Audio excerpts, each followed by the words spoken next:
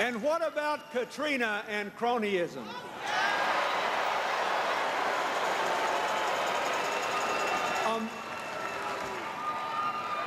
My fellow Democrats, America can do better than that.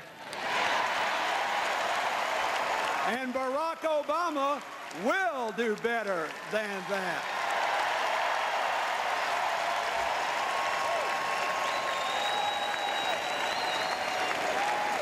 Wait a minute. But first,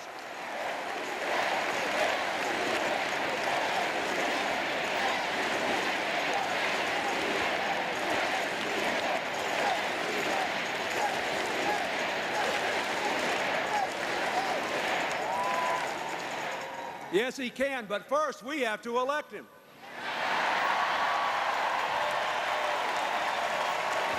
The choice is clear.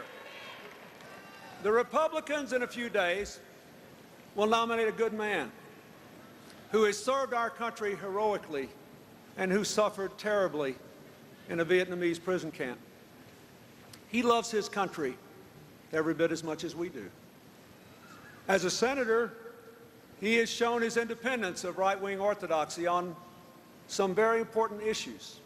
But on the two great questions of this election, how to rebuild the American dream and how to restore America's leadership in the world, he still embraces the extreme philosophy that has defined his party for more than 25 years.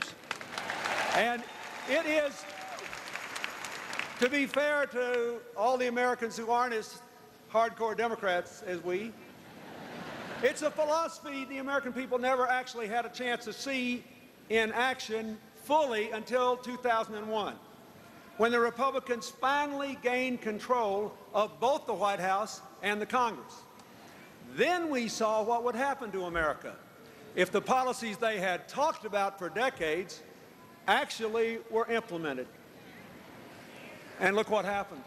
They took us from record surpluses to an exploding debt, from over 22 million new jobs to just 5 million, from increasing working families' incomes to nearly $7,500 a year to a decline of more than $2,000 a year, from almost 8 million Americans lifted out of poverty to more than 5.5 million driven into poverty, and millions more losing their health insurance. Now, in spite of all this evidence, their candidate is actually promising more of the same. Think about it. More tax cuts for the wealthiest Americans that will swell the deficit, increase inequality, and weaken the economy.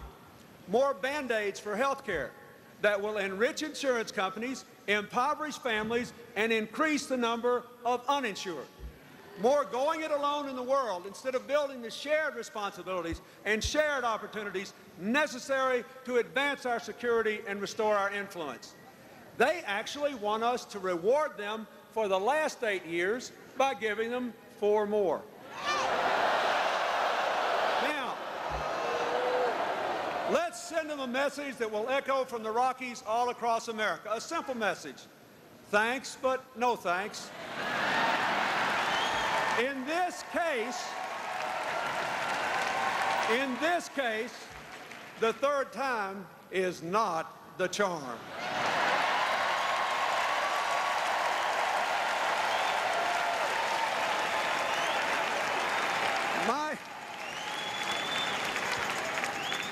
My fellow Democrats,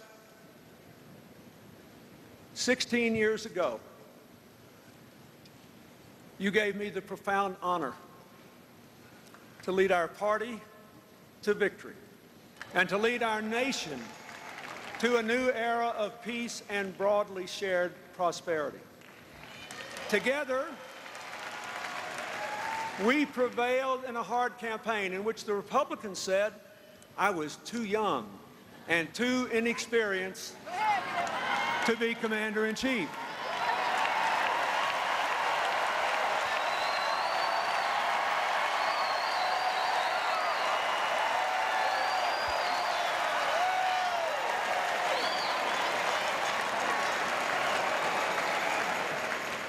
Sound familiar?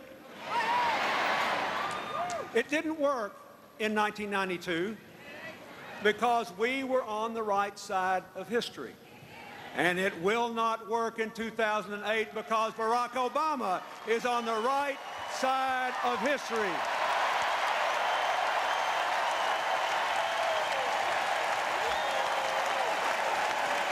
Now, Senator Obama's life is a 21st century incarnation of the old-fashioned American dream. His achievements are proof of our continuing progress toward the more perfect union of our founders' dreams. The values of freedom and equal opportunity, which have given him his historic chance, will drive him as president to give all Americans, regardless of race, religion, gender, sexual orientation, or disability, their chance to build a decent life and to show our humanity as well as our strength to the world. We see that humanity, that strength, and our nation's future in Barack and Michelle Obama and their beautiful children.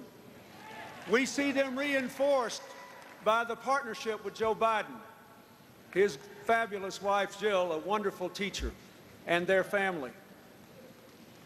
Barack Obama will lead us away from the division and fear of the last 8 years back to unity and hope. So, if, like me, you believe America must always be a place called hope, then join Hillary and Chelsea and me in making Barack Obama the next President of the United States. Thank you, and God bless you.